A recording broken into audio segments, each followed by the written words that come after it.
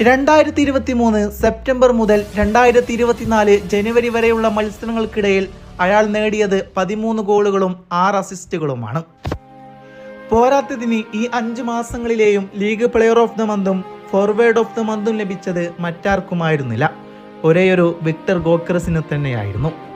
ആ സീസൺ അവസാനിക്കും മുമ്പേ തന്നെ സ്പോർട്ടിംഗ് ലീഗ് കിരീടം ഉറപ്പിക്കുമ്പോൾ 29 ഗോളുകളുമായി അവരുടെ സൂപ്പർ താരം ഗോക്കറസിന്റെ പേരായിരുന്നു അവസാനം ഗോൾ പട്ടികയിൽ 1-ാം സ്ഥാനത്ത്. അഥവാ ലീഗിലെ ടോപ്പ് സ്കോർ അവാർഡ് നേടുന്ന ചരിത്രത്തിലെ 2ാമത്തെ സ്വീഡൻ താരമായിരുന്നു അയാൾ.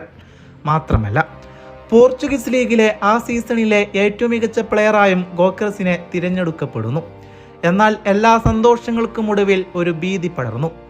മെയ് 28 പോർച്ചുഗീസ് ലീഗ് കപ്പ് ഫൈനലിന് 2 ദിവസങ്ങൾക്ക് ശേഷം ഗോക്കറസ് പരിക്ക് മൂലം സർജറിക്ക് വിധേയമാവുന്നുണ്ട്. ഈ വർഷം ഓഗസ്റ്റിലാണ് ഗോക്കറസ് കളത്തിൽ മടങ്ങി വരുന്നത്. തൻ്റെ ആദ്യ മത്സരത്തിൽ തന്നെ 2 അസിസ്റ്റുകൾ പേരിലാക്കാൻ അയാൾ മറന്നില്ലായിരുന്നു. ആ മാസം വെറും 4 ലീഗ് മാച്ചുകളിൽ നിന്ന് ഒരു ഹാട്രിക് അടക്കം 7 ഗോളുകളാണ് ഗോക്കറസ് അടിച്ചുകൂട്ടിയത്.